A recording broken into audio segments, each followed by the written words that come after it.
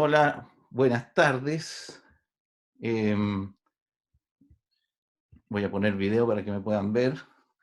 Es un placer para mí en esta edición de nuestro seminario presentarles al profesor Francisco Chávez, uno de los profesores más interesantes que tenemos en nuestra facultad.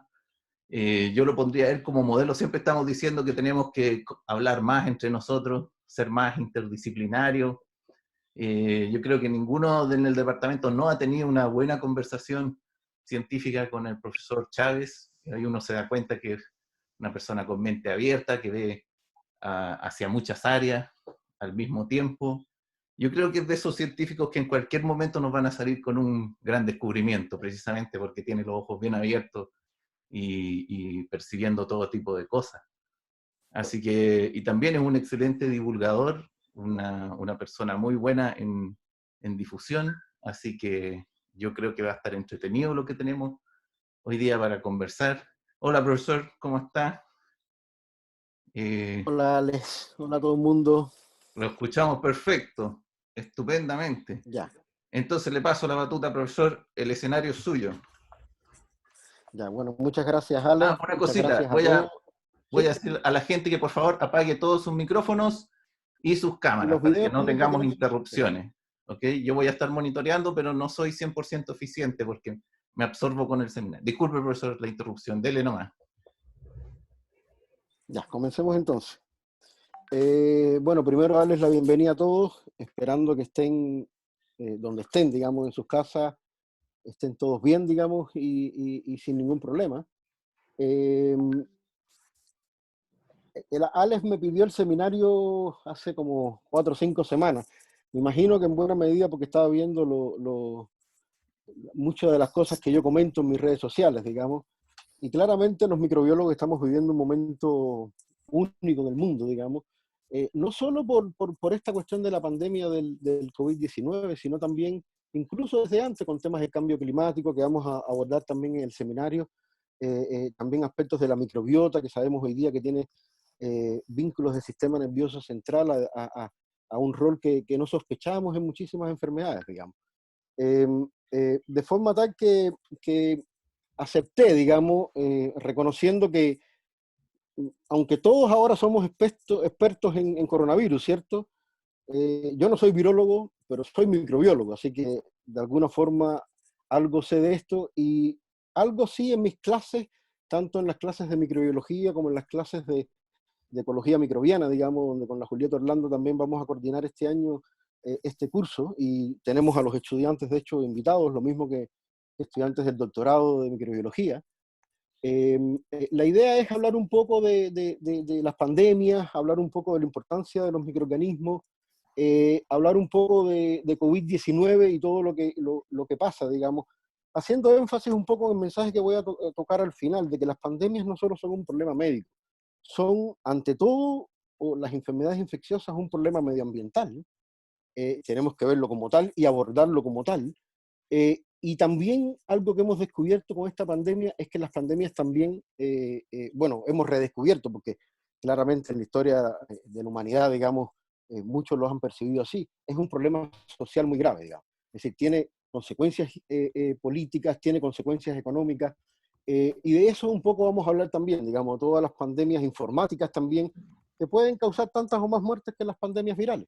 Así que eh, yo quería comenzar el seminario con un personaje que solamente quizás los cubanos lo conocemos, digamos, y a mi juicio es alguien trascendental para entender un poco lo que está pasando con las nuevas enfermedades infecciosas.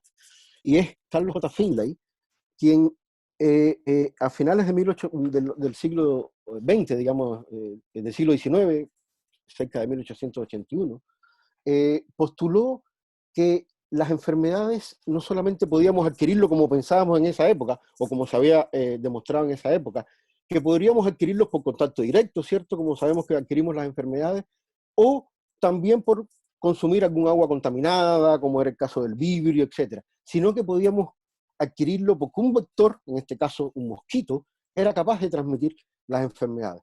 Entonces, junto por supuesto a los descubrimientos de Mason, que también había demostrado que los mosquitos eran agentes transmisores, en este caso de gusanos, en el caso de otros investigadores muy famosos, digamos. También Finlay demostró, digamos, que muchas de las enfermedades infecciosas podían transmitirse por un agente, y esta agente era esencial en la transmisión de las enfermedades, digamos.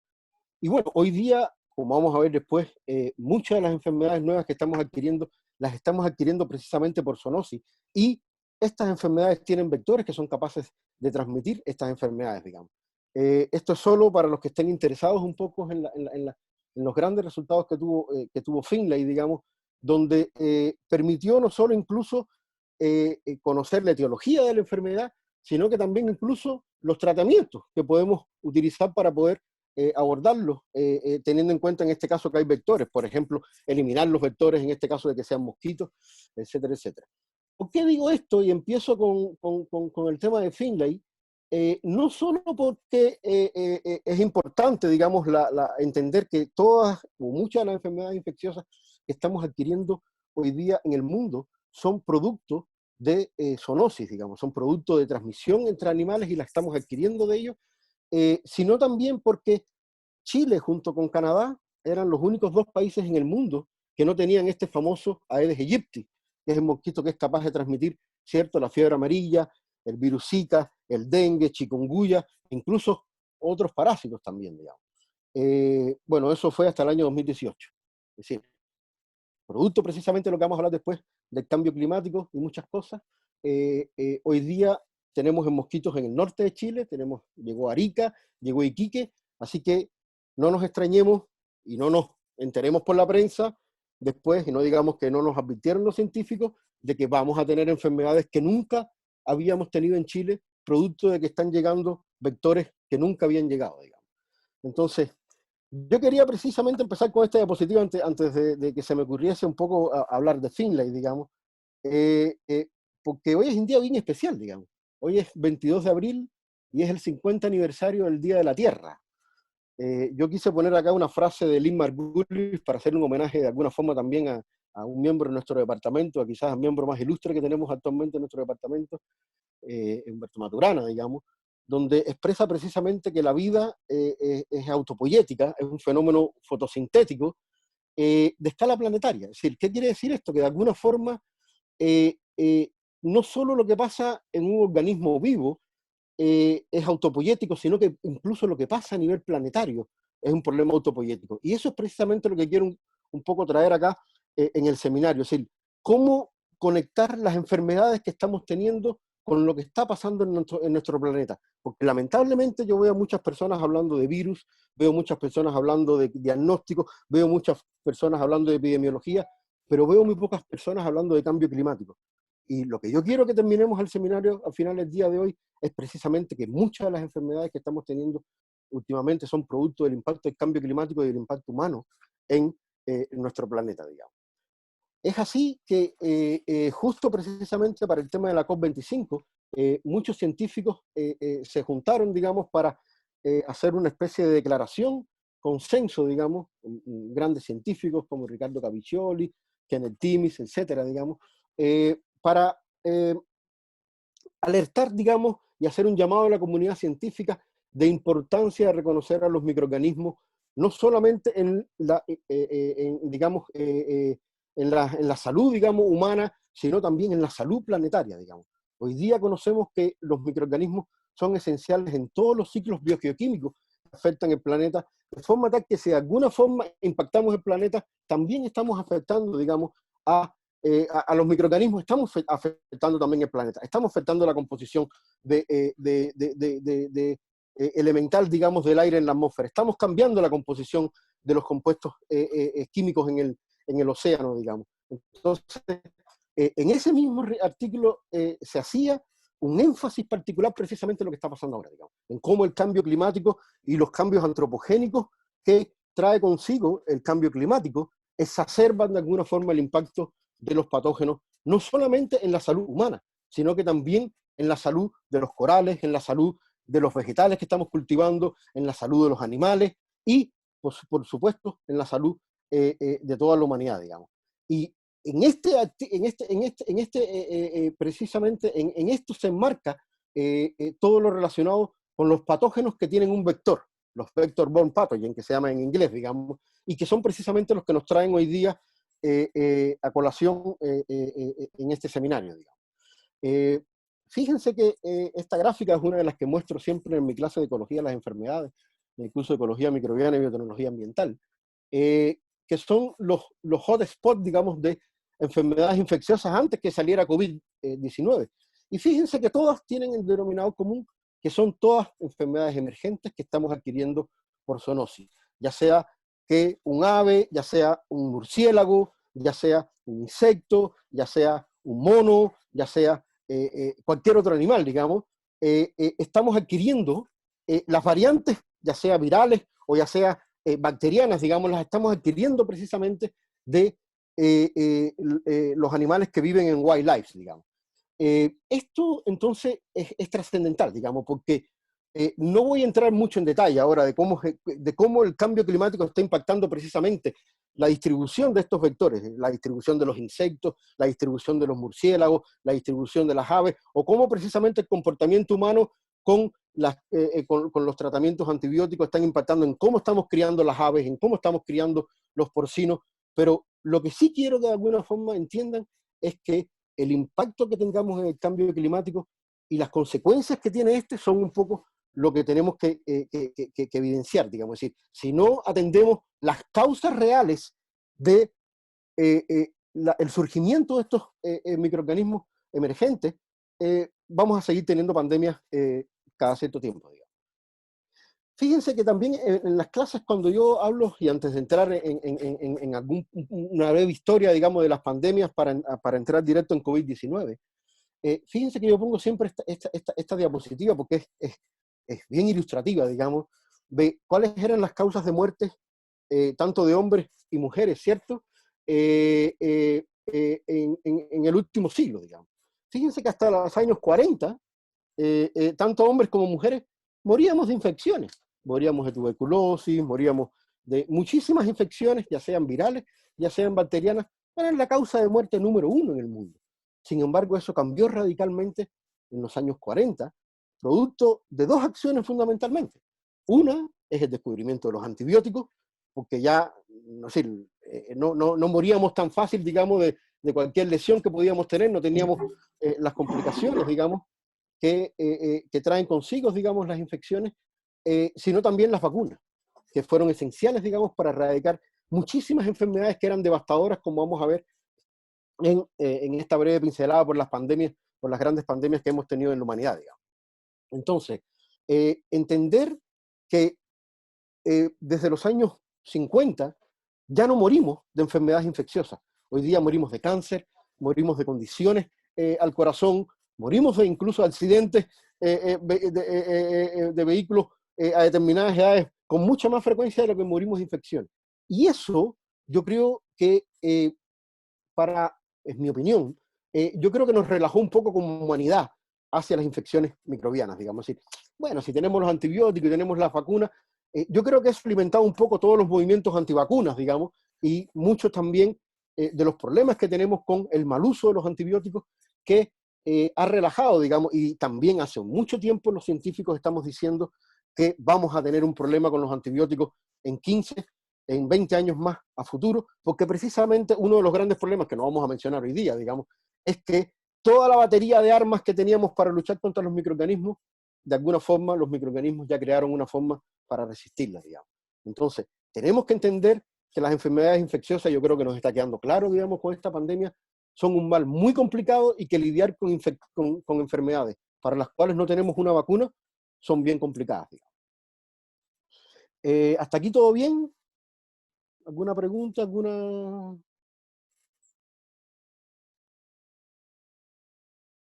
Bueno, seguimos. Yo sugeriría que hagamos las preguntas al final, pero las personas Ya, que perfecto. tengan preguntas vayan levantando la mano porque se conserva el orden. Ya, Entonces, perfecto, al perfecto. final yo doy las palabras, pero las doy por orden. Así que si alguien tiene una pregunta, levanta el tiro la mano y queda el registro ahí y queda en lista de espera. Ahí no se ve, ¿cierto? Ahí, no, ahí se ve History of Pandemics, pero se ve un poco opaco, pero se ve. Alejandro. Alejandro. Sí. Aquí la línea, Liliana, Carmelita. Sí, sí, es que sabes que a mí no me aparece en la pantalla la mano, entonces no sé cómo pedir para hacer preguntas. Perdona que te interrumpa, Francisco. No, no, no, para nada. a mí 299 tampoco me participantes aparece, todavía. Liliana, tenemos el mismo problema. No, perdona, tienen que abrir la lista de participantes. Al final de la lista de participantes dice levantar la mano. Sí, a mí como Ya. administrador eso no me sale, solo cuando no soy administrador, no sé por qué. A mí antes me salía Como ya. administrador no, porque no siempre tienes la palabra. Exacto. ¿Y dónde está la lista de participantes? Ceci Vergara está pidiendo la palabra, por lo que veo acá. Pero no, saben que no me parece propio interrumpir el No, seminario bien. para Bueno, dar perfecto. instrucciones de Sí, cómo sí, funciona sí. esto. Así que continúa Ya, nomás, perfecto. profesor. Ya. Entonces, aquí fíjense que le muestro un breve timeline, digamos, de las grandes infecciones, de las grandes pandemias que hemos tenido en la humanidad. Claramente son muchas, digamos, no voy a entrar mucho en detalle de ellas, digamos. La primera que tenemos registro, digamos, es la famosa plaga antoniana y la plaga justiniana, digamos, por allá por los primeros, por el siglo 160, por los años 165 y los años 500, digamos, desde esos son los primeros registros, digamos, que tenemos de una gran pandemia, digamos. Sin embargo, las grandes pandemias, como yo creo que mejor lo podemos ver en este gráfico, digamos, que acumula el total de todas las personas que se cree que hayan muerto, digamos, con relación a estas pandemias, podemos ver que claramente, digamos, la peste bubónica, digamos, o la plaga bubónica, causada por la bacteria Yersinia pestis, digamos, fue una de las pandemias más mortales que hemos tenido en la humanidad, digamos. Si se cree que mató cerca de 200 millones de personas, digamos, y claro, estamos hablando del año 1300 y tanto, donde la población, eso significaba posiblemente quizás el 40% de la población mundial, digamos. A lo largo de la humanidad, entonces, hemos tenido muchísimas, digamos, una, por supuesto, de las pandemias más conocidas, fue a principios del siglo XX, ¿cierto? La gripe española de 1918, porque precisamente la tuvimos de vuelta, alguna variante, digamos, ¿cierto? De esta influenza H1N1, la tuvimos en el año 2008, que causó la pandemia más reciente que teníamos antes de COVID-19.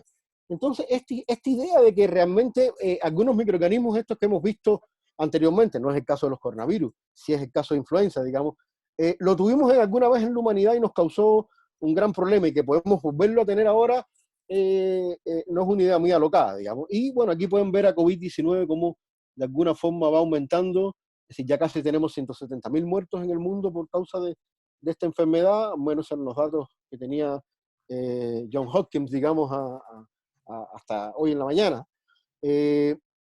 Esta pandemia puede ir creciendo sin duda. Y vamos a ver algunos casos más adelante, digamos, cuáles las proyecciones que se creen que puedan tener esta pandemia, digamos.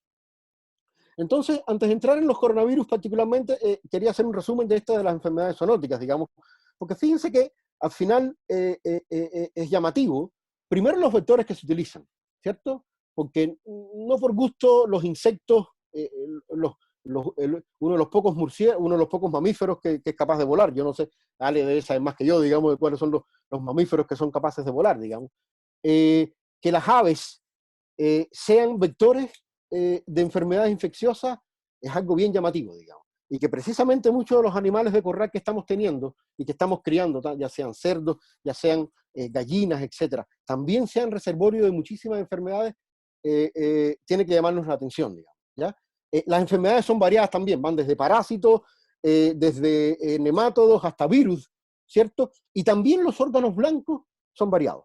Es decir, los hay desde el sistema nervioso central hasta los pulmones como estos, hasta enfermedades intestinales, etcétera, ¿ya? Entonces, realmente el repertorio de enfermedades infecciosas, el repertorio de órganos blancos, el repertorio de microbios, hace que estas enfermedades de alguna forma tengamos que abordarlo desde un punto de vista multidisciplinario. Tenemos que considerar a las personas que conozcan de veterinaria, tenemos que considerar a los médicos, tenemos que considerar a los microbiólogos, pero tenemos que considerar también a personas que conozcan de oceanografía, que conozcan de cambio climático, que conozcan de otros aspectos, para poder entonces incidir realmente, digamos, en poder diagnosticar muy a tiempo estas enfermedades, como vamos a ver que se hizo en el caso de los coronavirus, digamos.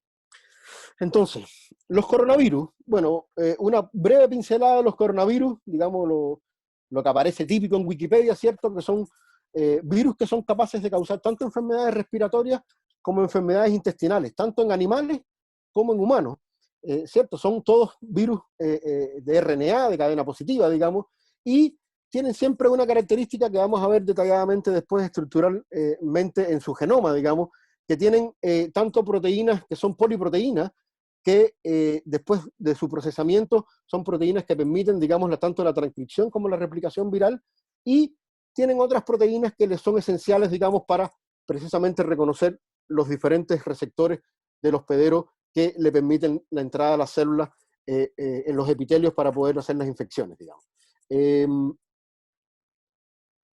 Un poco de historia, y trayendo un poco a colación el tema de los grandes descubrimientos hechos por mujeres, digamos, y particularmente en los coronavirus lo voy a destacar un poco. Es el primer caso, el primer coronavirus humano que fue aislado, digamos. Este fue aislado por una científica escocesa que se llamaba June Almeida, y fíjense las cosas de la vida, ¿no? Las características, es bien curioso, digamos, cuando estuve leyendo un poco sobre la historia de la primera caracterización de este virus respiratorio en un órgano cultivado de un paciente humano enfermo. Fue gracioso porque cuando mandaron el artículo a revisión, de vuelta, estas fotos que yo veo maravillosas, que pueden ver aquí a la derecha, ¿cierto? El comentario editorial fue que eran just bad pictures of influenza. Eran solo malas fotos de influenza, digamos. Imagínense ustedes, increíble, ¿no? Yo veo unas fotos preciosas con esta proteína viral que vamos a ver después, que es esencial, que es el spike, ¿cierto? Que es el que le permite el reconocimiento de los receptores humanos. Este fue el primer coronavirus, fue aislado en el año 1967, y realmente no supimos mucho de los coronavirus hasta el año 2002, digamos, cuando ya conocemos que tuvimos este famoso brote en Guangdong, en China, en el año, bueno, tuvimos dos brotes, en el año 2002 y en el año 2003, de estos coronavirus que eran un poco más complicados, digamos, es decir, estos ya causaban un problema respiratorio mucho más agudo, un síndrome respiratorio. Bueno, los que pudieron ver la charla de María Rosa pueden abordar mucho mejor el problema inmunológico, que yo apenas retocaré, digamos, sino que también tuvimos otro primo hermano, digamos, de los coronavirus humanos, que fue el caso de MERS, que comenzó en Arabia Saudita en el año 2012, digamos. Estos fueron los dos primeros coronavirus que de alguna forma llamaron la atención mundial, aunque lamentablemente parece que mucho más en el sudeste asiático que en este lado del mundo, digamos, donde apuntaban de que estos coronavirus tenían un potencial de causar una enfermedad mucho más aguda y mucho más complicada que los típicos coronavirus que vamos a ver después, que tenemos incluso de forma estacional normalmente, que estos son coronavirus que causan infecciones intestinales, que causan gripes mucho más menos severas, digamos, que estos coronavirus que sí de alguna forma tenían causaban mucho más daño, digamos.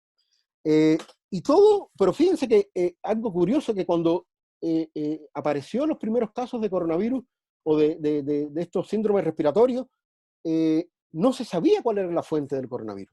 Es decir, estos primeros casos de SARS en el año 2002-2003, no sabíamos que la fuente eran los murciélagos. Eso se descubrió 2 años después, en este artículo, donde precisamente este grupo descubre que este episodio que habíamos tenido de SARS en el año 2002-2003 era un caso más de zoonosis, y que muy probablemente habíamos adquirido, ¿cierto?, estos virus del pool de virus que está normalmente reincidiendo o está infectando a los murciélagos, digamos. Este famoso coronavirus de murciélagos, el RP3, después vamos a mencionarlo después nuevamente, digamos, porque claramente es el coronavirus que más se parece a los coronavirus actuales, e incluso al SARS-CoV-2, que es el coronavirus actual, digamos. Entonces, una breve pincelada por los coronavirus. Fíjense que estas pinceladas de coronavirus eran de los 6 coronavirus que infectan humanos hasta antes que descubriésemos este nuevo coronavirus que se llama SARS-CoV-2, ¿ya? Ahora, muchas de las características que voy a mencionar aquí corren también para SARS-CoV-2, pero después vamos a detenernos en él, digamos. Bueno, como podemos ver acá, en este caso, esto es un diagrama, digamos, de los diferentes coronavirus. Vamos a ver después la distribución de ellos.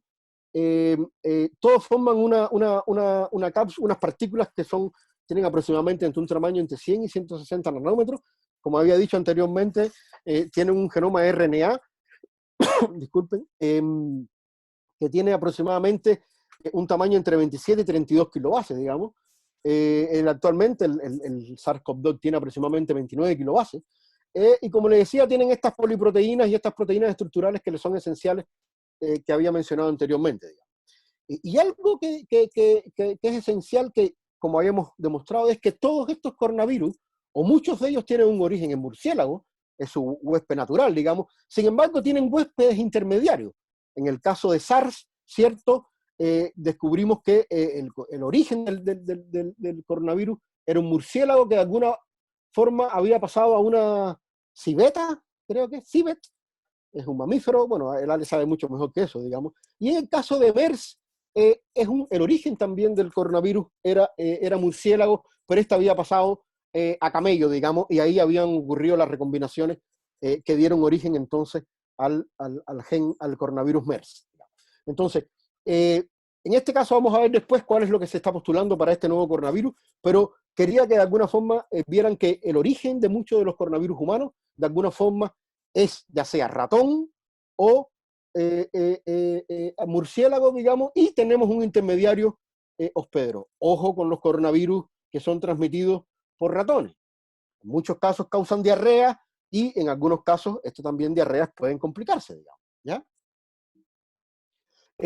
Como vemos acá entonces, los más patogénicos, sí, tanto SARS como MERS, pertenecen a la familia coronaviridae, digamos, que están fundamentalmente entre los alfa y beta coronavirus, ¿ya? No voy a entrar en muchos detalles porque es un poquito más complicado, digamos, pero claramente lo que quiero es hacer un resumen de los coronavirus. Entonces, hasta que conociéramos este nuevo, conocíamos 6 coronavirus que eran capaces de infectar humanos.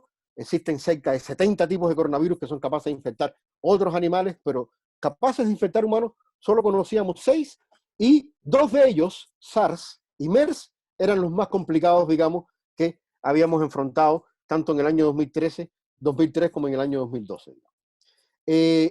¿Cuáles son los receptores humanos entonces que utilizan estos 2 coronavirus, tanto SARS como MERS? Bueno, en el caso de SARS, usa, ¿cierto?, o se une al receptor AC2, que es la enzima convertidora de angiotensina, que es una proteasa, digamos, que cliva a este dominio, digamos, de la proteína S del virus, y le permite entonces la entrada al epitelio, digamos. Estos receptores están ubicados en los epitelios precisamente de los órganos que son blancos. Estamos hablando fundamentalmente de los pulmones, ¿cierto? O en el caso de los intestinos también, que presentan, digamos, este receptor y son capaces entonces de causar también, en algunos casos, problemas intestinales. Y en el caso, esta fue una de las diapositivas que me quedó medio inconclusa, digamos. En el caso de MERS, usa otro receptor, que es DPP4, que es la peptidasa, la Human Dipeptidyl Peptidasa 4, que es otra proteína, que fíjense que esto también quizás puede explicar la diferencia de la expansión de un virus, porque los receptores de DPP4 no están ubicados en la misma posición en el epitelio que los receptores de AC2. Uno de los grandes problemas es que los receptores de AC2 al parecer son más superficiales, y eso permite al parecer mucho más fácil la entrada del virus como también su expansión.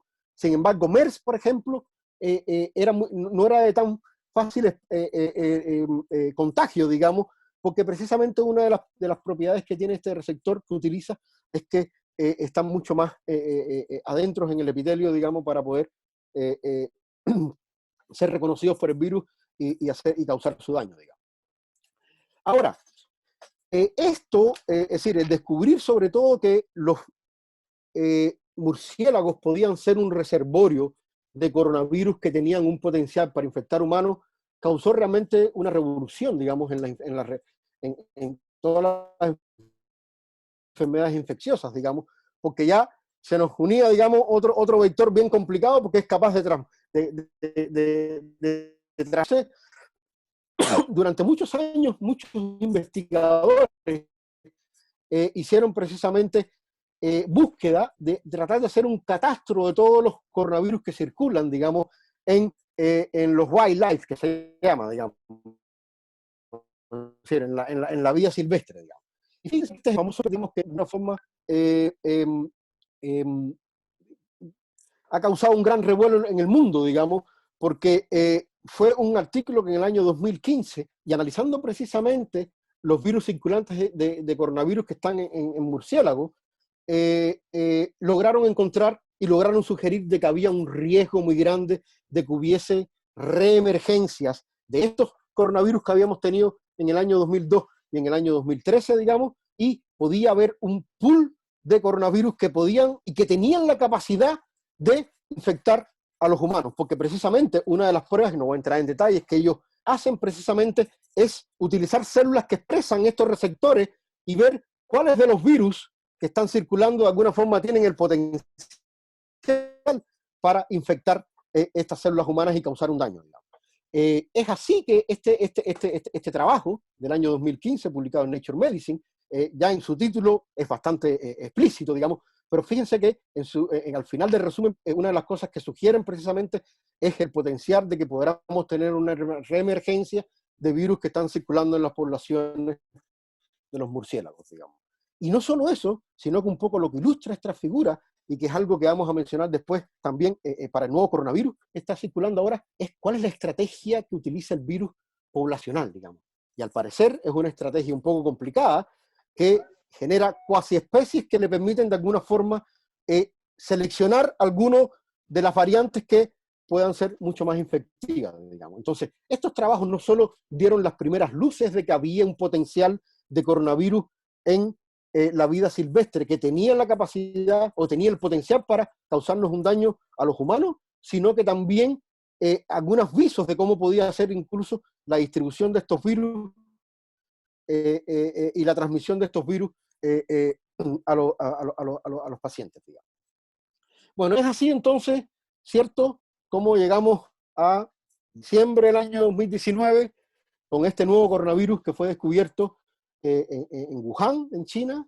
Este es el paciente, el supuesto paciente cero, digamos, que por supuesto no sabemos quién es, lo único que sabemos es que visitó el mercado de seafood, ¿cierto?, que tiene 41 años y que se cree que se debe haber infectado el 20 de diciembre del 2019 y fue admitido en el hospital en el año, en el 26 de diciembre del 2016. Bueno, una de las cosas que por supuesto hay mucha desinformación es si este realmente es el paciente cero. Eso vamos a tocarlo después, digamos. Pero yo quiero llamar la atención de varias cosas. Uno, si estas fechas son ciertas, el 31 de diciembre China informa, digamos, a la Organización Mundial de la Salud de que hay un nuevo coronavirus. El primer paciente ingresó el 20 de diciembre. Y como ven acá, bueno, por supuesto, una de las cosas que se supo era que era un nuevo coronavirus, ¿cierto? Esto se ve acá, digamos, en el árbol. Y fíjense que fue enviado la secuencia completamente del virus el 5 de enero. Es decir, el 20 de diciembre se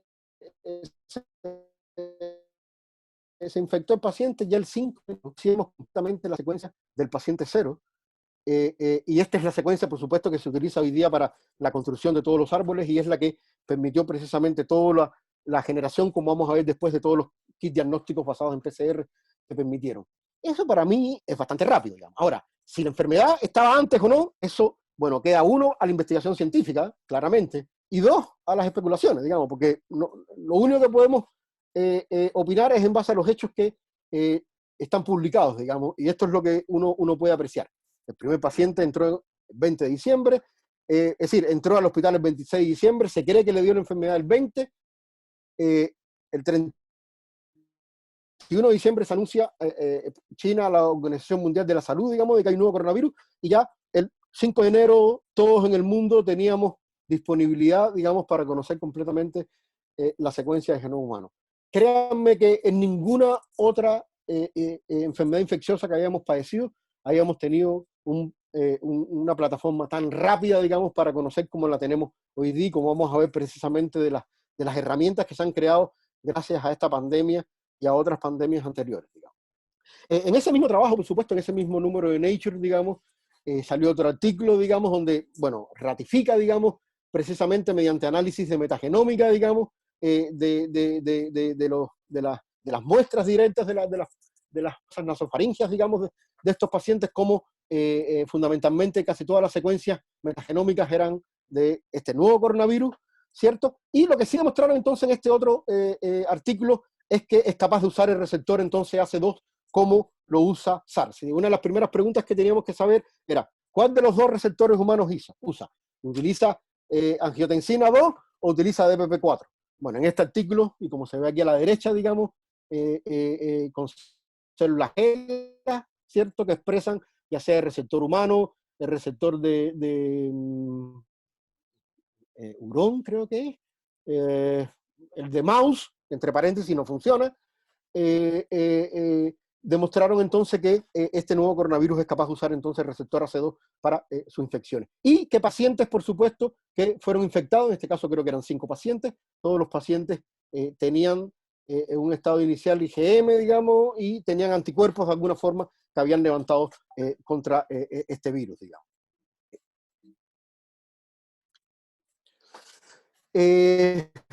Bueno, ¿qué cosa es el síndrome? Bueno, aquí esta es la diapo, digamos, que se la robé de alguna forma a María Rosa, digamos, no voy a entrar en muchos detalles, pero sí me permite explicar algo que es muy esencial y que debemos comprender todos.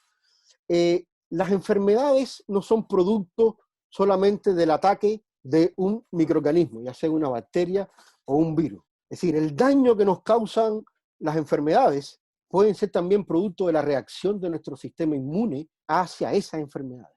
Y eso es uno de los ejemplos del coronavirus o este nuevo coronavirus, porque precisamente mucho del daño que nos causa la infección por este virus no es causada por una proteína del virus que hace, no, es causada precisamente por la respuesta inmune, por esta tormenta de citoquinas, ¿cierto?, de los neutrófilos y las células inmunes que migran hacia el alveolo donde están las células infectadas, lo que es capaz también de causar un daño.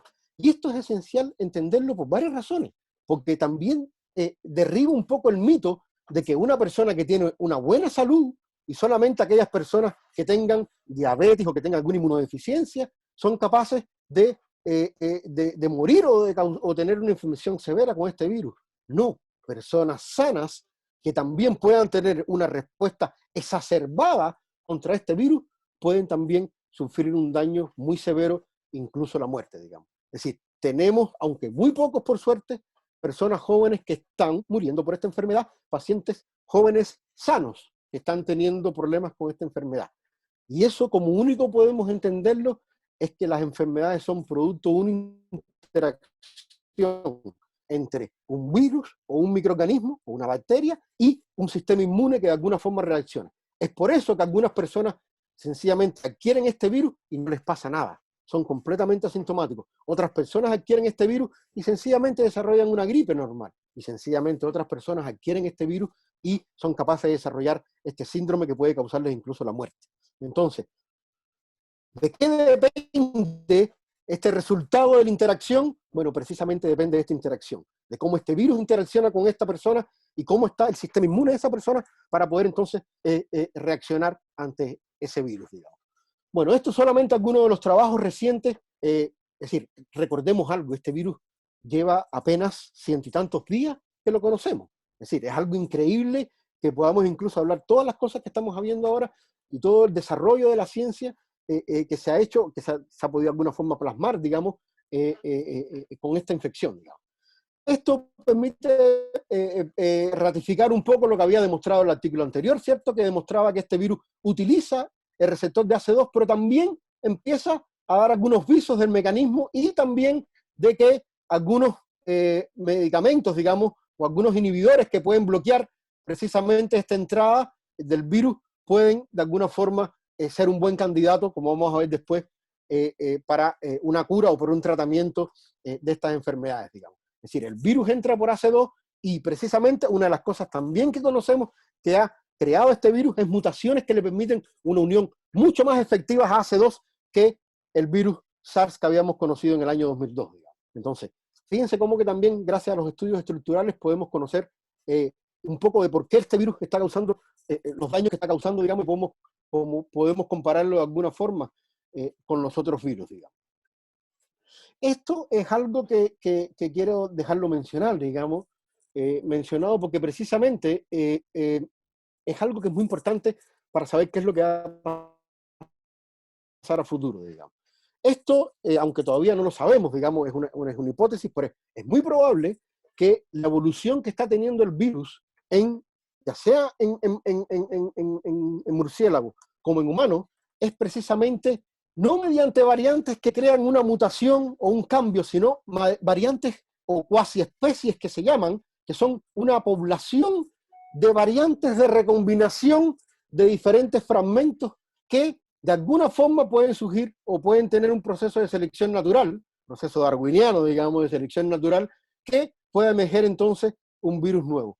Esto, aunque digo, está por demostrarse, digamos, pudiera de alguna forma ser muy importante para conocer si va a haber un posible rebrote de esta enfermedad y cómo este virus de alguna forma puede volver a tener incidencia. Fíjense que si este virus evoluciona de esta forma, de alguna forma, es decir, mediante la producción, mediante eventos de recombinación de un pool de cuasi especies que de alguna forma sufren un proceso de selección natural, digamos, es muy posible entonces de que podamos tener infecciones a futuro, porque realmente, así como tal ocurre en influenza, pueden crearse variantes recombinadas a las cuales no tengamos ningún anticuerpo que nos permita algún tipo de protección.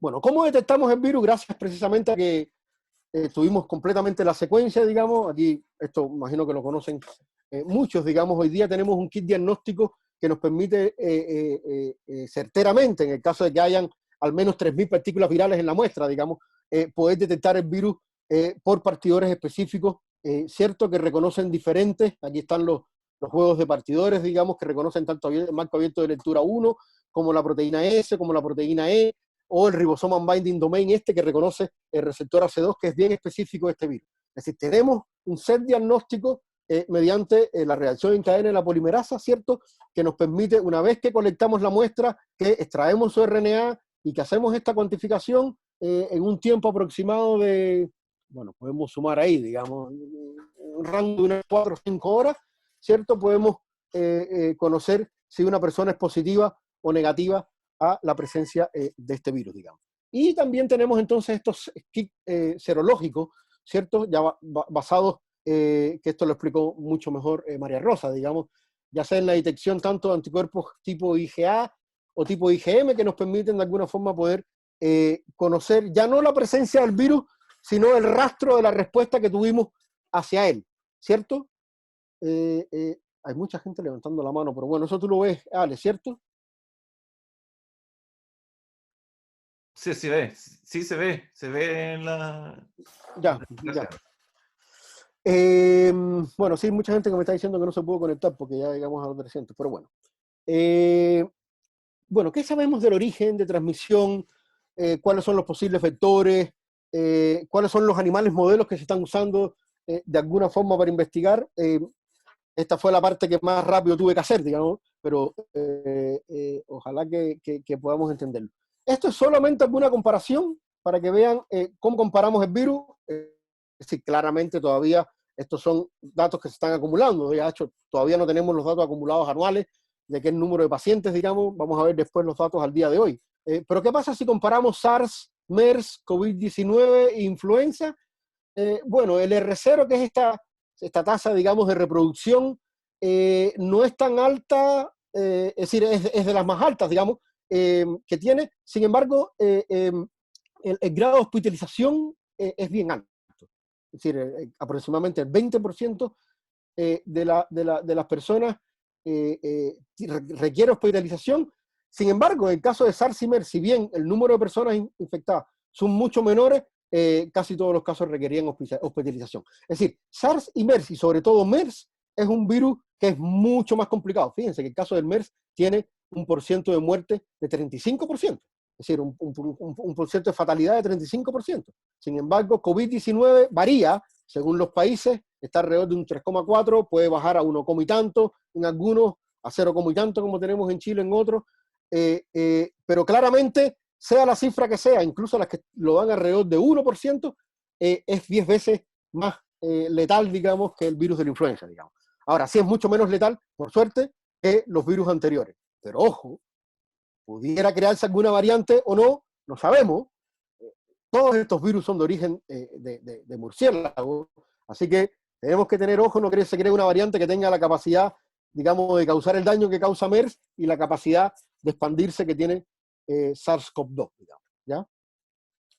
Bueno, y este es el famoso artículo, digamos, ¿cuál es el origen? El origen, el virus es fabricado, es un virus que está presente, digamos, en una población natural. ¿Qué es lo que sabemos hasta el día de hoy? Bueno, lo que sabemos hasta el día de hoy es que el origen, o el mayor, o la mayor probabilidad de origen que tiene este virus, es un virus que adquirimos precisamente de los murciélagos, y que muy posiblemente, como vamos a ver en la próxima diapositiva, haya tenido un paso por un animal que se llama pangolín, como vamos a ver después, digamos. Pero fíjense que en este artículo de Nature Medicine, donde hace un análisis detallado de todas las descripciones, de todas las características genómicas que tiene este virus, la capacidad que tiene para unirse al receptor AC2, todas las recombinaciones que ocurrieron en los dominios de recombinación, todos llegan a la conclusión de que este virus es muy probable que no haya sido un virus manipulado, sino que haya sido un virus que sí fue fabricado, pero fabricado por la naturaleza, digamos. Y ojo que la naturaleza quizás es mucho mejor fabricante de virus que nosotros los humanos, digamos. Así que todos los artículos que estos famosos, como vamos a ver después, digamos, que le voy a poner todos los artículos que de alguna forma han contribuido a la desinformación, digamos,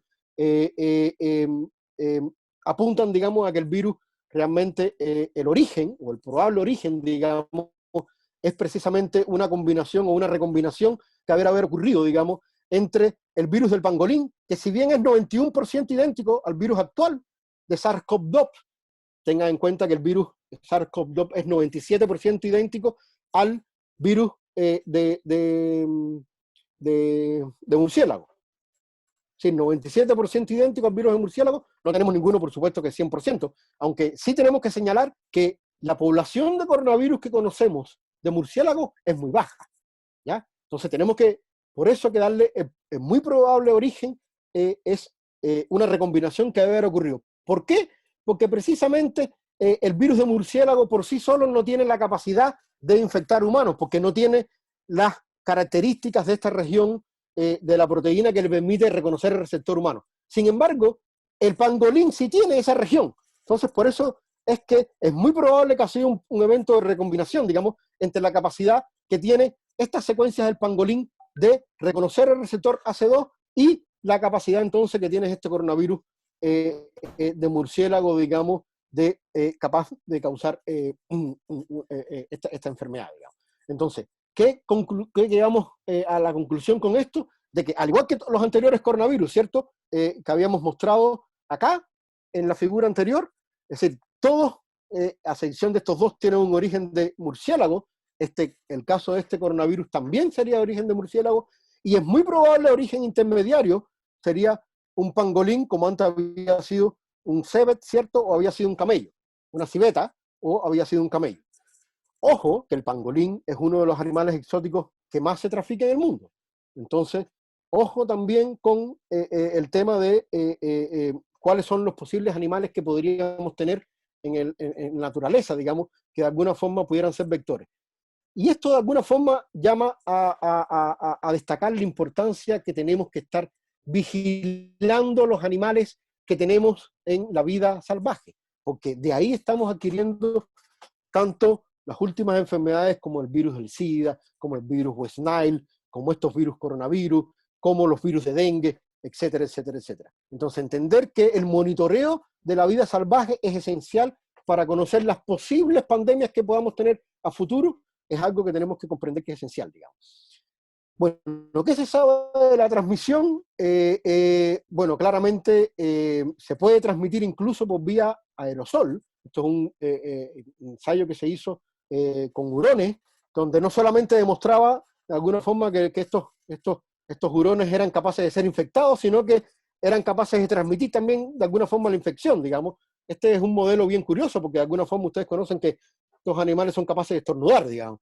Entonces es como una mímica muy bien parecida, digamos, a lo que nos ocurre a los humanos, digamos, ¿ya? Y incluso le da muchos de los síntomas que nos da a los humanos. Así que de alguna forma también ha demostrado no solamente la transmisión, sino que también es uno de los posibles modelos que se puede reproducir la enfermedad, digamos. Los perros, los gatos y otros animales domésticos son susceptibles, sí son susceptibles a ser infectados. ¿Son vectores para transmitir la enfermedad? No se cree y muchos científicos no lo creen, digamos, porque realmente la carga viral que generan esos animales al parecer es muy baja y no soportaría, digamos, la hipótesis de que pudieran ser un vector de transmisión. Pero ojo, al igual como influenza y otras enfermedades, tenemos que tener un ojo con nuestros animales domésticos porque también tenemos que tenerlo en cuenta. Ahora, ¿son estos coronavirus o estos coronavirus quedarán estacionales? Eso lamentablemente aún no lo sabemos. Ahora, ¿qué sabemos de los coronavirus anteriores? Bueno, los coronavirus que fueron menos virulentos, es decir, el OC43, el NL63, 229E y HKU, que eran los que circulaban antes que salieran SARS y MERS, son coronavirus que son estacionales todos los años, así como la tenemos la influenza. SARS y MERS no fueron estacionales, pero ojo, tampoco se expandieron tanto en el mundo como se ha expandido este nuevo SARS-CoV-2. ¿Podrá o no quedar estacional? Es algo que tenemos que ver a futuro, digamos, ¿ya? Pero algo que sí sabemos es el periodo de incubación y es algo que ha llamado muchísimo la atención a los epidemiólogos. Y es que tenemos aproximadamente un 30% de las personas que dan positivo al virus, que son completamente asintomáticos y son capaces de ser contagiosos en los primeros años, en los primeros días de la enfermedad. Y eso es fatal, primero porque no tienen síntomas, incluso, segundo, porque si se les hace el kit o la detección por PCR los primeros 3 días, no son capaces de dar positivo. Entonces tenemos una población que no tiene síntomas, tiene el virus, incluso si le hacemos la prueba, no somos capaces de detectarlo y sin embargo son capaces de ser contagiosos, digamos. Entonces, es de ahí la importancia del distanciamiento social, es de ahí la importancia de todas las labores de higiene que estamos tomando en cuenta para evitar estos contagios de las personas que no son asintomáticas o de las personas que son asintomáticas. Ojo que hay artículos muy interesantes que no los quise traer en este seminario, primero porque se está alargando demasiado y segundo porque hay evidencias que demuestran qué es lo que hace el virus para este comportamiento tan peculiar, digamos, de que sea muy infectivo en fases previas a manifestar los síntomas, digamos, y son experimentos o son resultados bien sorprendentes, digamos, que tienen a las células del sistema inmune como blanco del ataque de este virus. Ojo. Tratamientos y prevención. Bueno, lo primero que tenemos que decir, yo creo que lo debemos conocer, digamos, y nos debe quedar claro, es que esta es una enfermedad que no tiene cura. No tiene cura ni preventiva ni paliativa, todavía. Así que se imaginarán que todos los laboratorios del mundo están tratando de desarrollar alguna vacuna que nos permita lidiar contra esta enfermedad, digamos. ¿Cuáles son los candidatos de virus, de vacunas virales que podemos tener? Bueno, desde virus atenuado, virus inactivado, hasta péptidos sintéticos, partículas tipo virales, o incluso vacunas de DNA o de RNA, unidades de recombinación de esta proteína que son esenciales para el virus para que puedan levantar respuesta contra los anticuerpos, vectores virales recombinantes, vectores bacterianos. Créanme que todas esas aproximaciones se cree que más de 150 laboratorios en el mundo de alguna forma están buscando alguna vacuna contra este virus. Pero bueno, si no tenemos una vacuna, ¿cómo podemos hacer de alguna forma para tratar a las pacientes hasta los 2 años que deben pasar? Que esperemos que tengamos una vacuna en ese tiempo, digamos, para que tengamos todos los ensayos clínicos pertinentes, digamos. Bueno, existen muchas aproximaciones que se están usando también, digamos, para el tratamiento. Uno que ha sido muy efectivo, digamos, y Arturo Casadevall, un gran amigo y un gran científico cubano, digamos, que trabaja en Johns Hopkins, ha sido un ferviente defensor, digamos, de estas terapias de plasma de pacientes convalecientes. ¿Qué quiere decir esto? Que aquí podemos tomar entonces la sangre, ¿cierto?, de un paciente joven, ojalá, que haya sufrido la enfermedad y se haya recuperado de la misma, y de alguna forma extraerle su plasma, ¿cierto?, que es esta parte soluble que tiene la sangre, para podérselo administrar entonces a pacientes que estén ya sea en un estado crítico o incluso en estados preventivos que pudieran permitir de alguna forma que los anticuerpos que levantó esta persona de alguna forma puedan bloquear las proteínas virales y no permitan entonces la infección viral, digamos. Este es el primer estudio que salió hace, yo creo que muy pocos días, salió publicado en el Proceedings of the National Academy of Science, digamos, y los resultados son magníficos, digamos, y todos los pacientes se recuperaron, digamos, y así que es algo que podemos tener en cuenta y podemos de alguna forma hacer un llamado, sobre todo en Chile, que hay muy pocas donaciones de sangre, digamos, a que aquellas personas jóvenes que hayan padecido o hayan tenido una infección por este virus, digamos, que de alguna forma puedan donar pacientes, porque sé que en Chile el Instituto Arturo López Pérez de alguna forma está haciendo algunos trabajos y hay algunas investigaciones, algunos hospitales que al parecer quieren utilizar esta terapia de plasma de pacientes convalecientes para tratar a los pacientes infectados, digamos.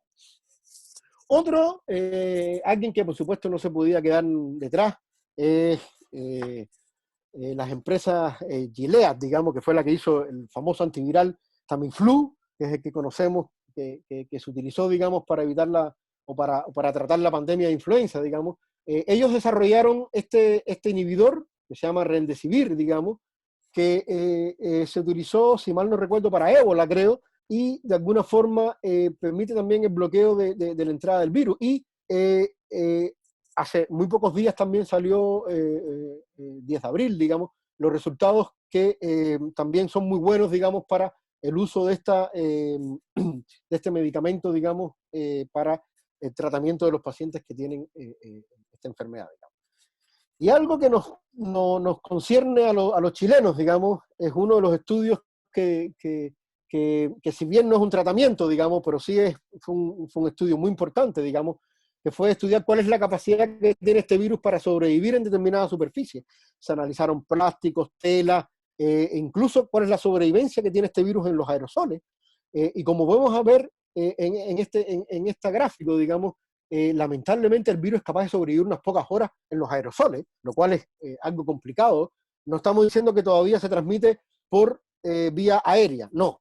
Seguimos requiriendo de una transmisión, pero claramente en lugares que estén muy cerrados. Por ejemplo, ha ocurrido en casos de ceremonias religiosas, donde hay muchas personas juntas y con cánticos y etcétera. En esos casos se ha demostrado de que puede haber una transmisión aérea, digamos. Bueno, el virus es capaz de durar unas pocas horas, digamos. Y fíjense que en muchas superficies puede durar varios días, en el acero, en el plástico. Sin embargo, la superficie en la que más mal le va el virus es el cobre, digamos. Eso debiera llamarnos mucho la atención, digamos, porque yo creo que una de las consecuencias que puede tener esta pandemia es que volvamos a los picaportes, a las superficies con acero, digamos, sobre todo en temas quirúrgicos. Así que no sería muy descabellado pensar de que el cobre pudiera ser uno de los grandes triunfadores, digamos, de esta era post-coronavirus, digamos, porque realmente es una de las superficies que mejor o que más mal le va el virus en ella, digamos, ¿ya? De hecho, hay algunos científicos que están poniendo incluso el ejemplo de Chile en los aeropuertos, digamos, que, bueno, conocemos que cuando llegamos a Chile, digamos, hay una superficie en Policía Internacional que nos recibe, que es una superficie viral, así que al menos en esta entrada somos el país más seguro del mundo quizás para evitar el contagio por coronavirus, digamos. Y lo otro es que por supuesto ya dejarán de ver los baños de oro. Ahora todos los baños que estarán de moda en los jeques árabes van a ser de cobre, así que también quizás tengamos una oportunidad ahí como país, digamos. Ya estoy terminando. Solamente quiero mostrarle algunas de las consecuencias, digamos, que ha tenido el virus. Ya vamos a dejar un poco la parte más biológica, digamos, Y fíjense que este virus ha traído una cantidad de plataformas y herramientas, digamos, para conocer las infecciones, las enfermedades infecciosas, que es realmente increíble, digamos. Esta es una que yo les recomiendo, digamos, que es el sitio de Johns Hopkins, donde tienen a diario, digamos, esta foto la saqué creo que ayer o hoy ayer en la tarde, digamos, ya somos más de 2,5 millones de personas en el mundo y más de 176.000 muertes las causadas por este virus, digamos, y uno de los sitios más espectaculares, digamos, que podemos seguir de alguna forma, no solo la pandemia, sino el tracking de la evolución del patógeno, digamos, es decir, el rastreo de los patógenos, es esta aplicación NextStrain, que fue desarrollada por James Hadfield y Trevor Bereford. Ellos lo hicieron para otros tipos de virus, y realmente hace un par de años, ¿no?, la Fundación Bill y Melinda Gates lo financió para que incluyeran tuberculosis, polio y otras enfermedades infecciosas, y actualmente ha sido una de las plataformas más utilizadas para seguir, digamos, las infecciones virales. Fíjense que hasta la fecha tenemos más de 4.723 genomas virales secuenciados, digamos, y si se fijan en esta distribución, uno, gracias a la secuencia, puede inferir de alguna forma cómo fue el tracking, digamos, o el movimiento de este virus por los diferentes países del mundo. Y bueno, una de las cosas que podemos ver claramente como conclusión o como una buena correlación, digamos, es que claramente la globalización, digamos, y todos los viajes que estamos teniendo están impactando en cómo estamos transmitiendo las enfermedades. Esto hubiese pasado hace 40 años y el virus no hubiera salido de Wuhan. Pasa hoy día que tenemos toda la interconexión mundial y toda la globalización que tenemos y puede causar una pandemia, ¿ya? Como mismo causaron las primeras pandemias. Las primeras pandemias precisamente se originaron en buena medida por las guerras, porque los ejércitos se transportaban y eran los vectores, digamos, que transmitían estas enfermedades infecciosas. Hoy día no tenemos esos ejércitos, pero tenemos muchísimas personas en el mundo que se transmiten, digamos, o que se transportan por diversas vías en el mundo, que han hecho que las enfermedades infecciosas sean mucho más transmisibles, digamos. Lo lindo que tiene esta plataforma es que no solo de SARS-CoV viven los infectólogos, aquí tenemos todas estas enfermedades que uno puede seguir este mismo progreso, digamos. Esta West Nile, esta tuberculosis, esta influenza, esta dengue, etcétera, etcétera. Ojo que tenemos que empezar a ver dengue, porque si se fijan en dengue, ya aparece Chile. Es decir, aparece sí, en la isla de Pascua, pero recuerden, como les dije al principio, ya tenemos el mosquito, así que vamos muy probablemente a tener dengue a futuro en el norte de Chile y tenemos que estar preparados para ello. Ahora, yo con esto termino. Quiero hablar unas muy pocas diapositivas del impacto global que ha tenido esta pandemia, digamos. Y aquí yo quiero, de alguna forma, traer a colación una frase muy linda que escuché, digamos, de un gran científico mexicano que también es un gran amigo y ha visitado a Chile en varias ocasiones, digamos. La Sociedad de Microbiología tuvimos la oportunidad de invitarlo hace poco, nos dio un seminario en el departamento sobre el origen de la vida, fascinante, digamos. Y él dice que un poco lo que yo decía al inicio, las epidemias no son solo un fenómeno médico, sino también uno social. Esto implica que tiene una perspectiva ideológica y así como tal se abordan los problemas, tiene consecuencias económicas y tiene implicancias políticas. Y desafortunadamente, muchas sociedades, la salud no es un privilegio de clase y no un derecho universal, digamos. Esto claramente ha quedado en evidencia, digamos, con la infección de este coronavirus. Han pasado cosas que realmente nunca habían pasado en la humanidad, digamos. Imagínense ustedes la Meca completamente vacía, ciudades en Europa, en China, Nueva York, completamente paralizadas. Estas son imágenes satelitales de la NASA, digamos, donde muestran previo a fin de año chino, digamos, el año pasado y este año, el impacto, en este caso, de las emisiones de dióxido de nitrógeno, digamos, cómo sencillamente se han desplomado, digamos. Todo el desarrollo, por supuesto, que va a traer el coronavirus, por ejemplo, en cuanto a la robótica. Hay muchísimos trabajos muy interesantes de cómo de alguna forma podemos, con el uso de robots, evitar las infecciones en los hospitales, digamos. Y con esto quería... ¿Hay alguien hablando? ¿Puedes silenciarlo, Ale? Ale, ¿puedes silenciar a Denis Moya?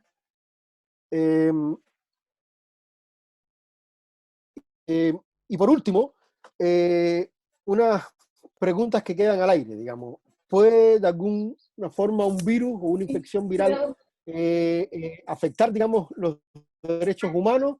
Bueno, aquí les dejo varias, bueno, una frase de Trump, digamos, con una medida que ha tomado, pero hay muchísimas cosas muy interesantes que se están escribiendo al respecto con el tema de Corea y su aproximación a las infecciones, digamos, violando algunos derechos de posicionamiento global, etcétera, etcétera. Y uno de los problemas más grandes que estamos teniendo es la pandemia de la información, o como muchos la llaman, la infodemia, que realmente tenemos que los científicos de alguna forma abordar. Digamos. Aquí yo pongo algunos ejemplos, digamos, desde las teorías conspirativas del 5G, ¿cierto? Hasta la famosa sopa de murciélago.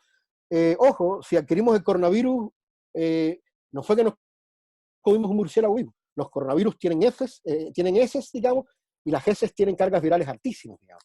Entonces, eso, es decir, este tipo de noticias lo que hacen es simplificar y no demostrar el verdadero problema que tenemos con la transmisión de estas enfermedades.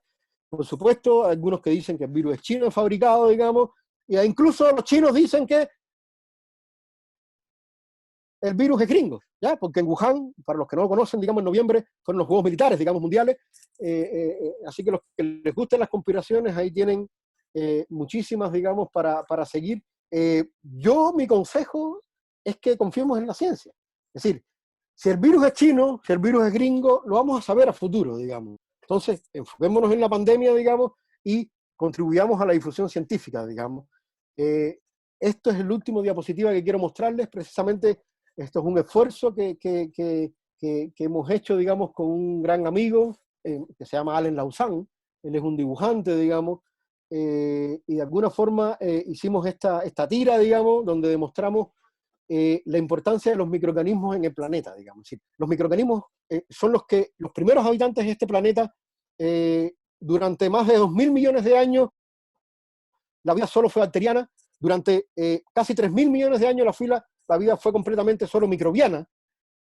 Hoy día sabemos la importancia de los microorganismos en el cambio climático, en nuestro planeta, en las reacciones de fotosíntesis, en todas las reacciones metabólicas que se hacen en el planeta, y sabemos la importancia de los microorganismos en nuestra salud, en la de los animales, en la de las plantas. Entonces, no sería una mala idea quizás prestarle atención a los microorganismos en todos los procesos esenciales, ya sea que alguien estudie las neurociencias, o que alguien estudie el cambio climático, o alguien que estudie alguna determinada otro proceso, digamos, debe tener en cuenta los microorganismos, porque es muy probable que tengan alguna relación, digamos. Entonces, a los científicos lo que también les podemos pedir, digamos, es que seamos un agente de divulgación viral de noticias que sean de rigor científico y no de noticias falsas que nos puedan causar mucho más enfermedades de las que nos causan los virus. Yo con esto termino. Muchas gracias totales. En los créditos quiero de nuevo agradecer a mi amigo Allen Lausanne, digamos, al cual le robé todos estos dibujos magníficos, digamos, que nos permiten de alguna forma ilustrar mejor a muchas más personas, digamos, la importancia, digamos, de las enfermedades infecciosas. Muchas gracias. Bravo. Muchas gracias, profesor. Se pasó estupendazo seminario. Muy informativo, muy adecuado a un público amplio, interesante también para los especialistas. Vamos a dar al tiro con las preguntas, está un poco pasado de tiempo. Cecilia Vergara. Yo quiero felicitar a Cecilia primero, Liliana. ¿Quién es? ¿Cecilia o Liliana? Yo soy Cecilia. Ah, ya, perfecto. Hola, Ceci. Ya, después vengo yo. Quería felicitar a Francisco y aprovechar, me inscribí al tiro para las palabras, porque quiero yo hacer un recordatorio de la campaña solidaria que hay en la Universidad de Chile. En la facultad no hemos participado mucho, un total en este momento de 344 donantes, solo 7 somos de la facultad. Todos sirven en este momento aportes de 2.000 pesos, son igual de valiosos que otros más cuantiosos. Y gracias, Francisco, de nuevo por el seminario. A ti, Ceci. Ok, muchas gracias. Ahora sí, Liliana, Desbloquea tu propio micrófono, porque si no podemos coincidir y se bloquea y se desbloquea. No, desbloqueaselo tú, dale. Bueno. A ver, Ahí está. ¿me escuchan? Sí. Mira, te quiero felicitar, Francisco, porque ha sido un muy lindo seminario. Yo quería hacerte una pregunta que me quedó rondando, y es que tú decías que el SARS tenía una capacidad infectiva mucho mayor que el SARS, SARS-CoV-2. No sé. es decir, es nuevo con respecto a SARS y MERS. Exactamente. Entonces yo no puedo entender cómo se expandió tan rápidamente las infecciones de este coronavirus con respecto al SARS. Sí. Y ha sido realmente una pandemia que ha llegado a todos los países. Sabemos poco del África, por ejemplo, pero supongo que ahí, por las condiciones médicas, no se puede saber mucho cuántos son los infectados y cuántos son a lo mejor las personas que están enfermas en África. Pero realmente la expansión, sobre todo en Estados Unidos, por ejemplo, ha sido catastrófica. Sí. Y tan rápida. Sí, mira, Lili, bueno, muchas gracias por tu felicitación. La verdad es que, bueno, yo lo dije en mi presentación, este virus llevamos conociéndolo apenas 3 meses, digamos, 4 meses. Es muy poco tiempo, digamos, pero algunas cosas se saben, digamos, es decir, algunas cosas se van sabiendo de por qué, por ejemplo, se está expandiendo tan rápido. Bueno, primero los coronavirus, si bien son virus pesados, es decir, son virus que tienen lípidos, también, digamos, arrastran lípidos, y, por ejemplo, no es como los virus estos de sarampión que se pueden expandir mucho más distancias, digamos, estos virus no se expanden mucho, pero sí son capaces de durar mucho tiempo, ¿ya? Pero hay 2 factores que son esenciales. Uno es que al parecer las mutaciones que tiene la proteína S le permiten una unión al receptor mucho mejor que los otros virus, o al menos que el SARS, que es su primo hermano que usa el mismo receptor, digamos, ¿ya? Porque en el caso de MERS sí se puede entender por qué es diferente. Y es como yo lo explicaba, el receptor que utiliza este otro coronavirus, el MERS, es diferente y tiene una distribución diferente en el epitelio. Entonces uno puede explicar de que tanto la entrada como la salida del virus del MERS es un poco más dificultosa, por decirlo de alguna forma, que en el caso de este nuevo coronavirus, digamos. Entonces, si uno suma todas esas cosas, puede entender entonces de por qué este virus ha causado lo que ha causado. Ahora, claramente tenemos muchísimas preguntas, digamos, que todavía no tenemos. ¿Por qué los niños, por ejemplo, por suerte, casi los niños no están sujetos a infección? Digamos, todavía no sabemos muy bien. Esto que una persona tenga un pic viral y que pueda transmitir virus antes de que muestren los síntomas es muy curioso, porque claramente entonces el virus tiene que estar yendo a otro lugar que no es el epitelio pulmonar, digamos, para reproducirse y entonces poder tener una carga viral que permita justificar que tenga una transmisión, pero no manifieste las enfermedades. Y eso es un artículo muy interesante que no lo quise poner porque está en un preprint, pero los autores son de mucho prestigio, son inmunólogos de mucho prestigio, y al parecer algunas células inmunes en el estado este previo asintomático son blancos del virus y permiten entonces que se reproduzca, y eso explicaría entonces de por qué una persona tiene una carga viral alta que pueda transmitir la enfermedad sin ser una persona asintomática, digamos. Muchas gracias. Ale Roth, por lo que veo acá. Hola Francisco, muchas gracias por tu seminario, impresionante la velocidad con la que se ha ido conociendo de este virus y la cantidad de trabajo que realizaste para ponernos al día. Muchas Créeme que la cantidad que se me quedaron no, es que sin hablar no estoy considerando que por cada uno que pero es pusiste mucho. revisaste 10. Oye, una duda, el hurón, cuando muestran esos experimentos usando hurones como modelo, esos hurones se infectan entre ellos, por lo que Sí. muestra el experimento. Sí, y no solo los que conviven, sino los que tienen incluso una separación que solamente por aire los comunica. Y es por eso que incluso dan la posibilidad de que airborne, mediado por aire, digamos, aunque no es una enfermedad, es decir, esto no es una enfermedad airborne, es vector-borne. Es decir, pero puede haber estos casos como el que yo explicaba, digamos, de lugares religiosos que no han tenido contacto directo porque hubo gente, es decir, en Corea es tan increíble el nivel de detalle que tienen de la epidemiología, que conocen a los pacientes así, lo que hicieron a diario, a los lugares que fueron, a las personas. Entonces pueden incluso tener estos datos epidemiológicos únicos que le permiten decir, ¿sabes qué? Esta persona no entró en contacto con ninguna persona que estaba. Sin embargo, fue a una ceremonia religiosa y estuvo a un distanciamiento tal. Entonces, ese nivel de detalle permite decir que posiblemente haya sido aéreo. Pero disculpa que no insista la pregunta.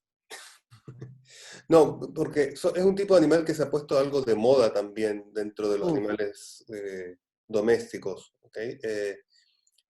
Si tienen capacidad de contagiarse entre ellos, habría la capacidad de que también contagiaran humanos. Eso por un lado. Y lo otro que me impresionó mucho la diapositiva que mostraste de las pandemias, y quería preguntarte, ¿cuál es la idea de que por qué Yersinia pestis pierde ese grado de letalidad, o por qué pierden en el tiempo esos grados de letalidad en general No las cantes pandemias? victoria antes de tiempo. No canto victoria, pero lo que pasa es que estoy pensando que no la hemos vuelto a ver Sí, no la hemos vuelto a ver, es cierto. en unos Sí, 1000 años. el caso de Yersinia, mira, vamos a... Yersinia daría por otro seminario. Yo creo que incluso no me voy a atrever a hablar si está la profesora Rosana Balaga acá, digamos, que es una especialista en Yersinia, digamos. Pero sí, Yersinia es bien particular, cómo desapareció. Las bacterias al parecer les ha costado un poquito más, es lo que yo puedo decir, digamos.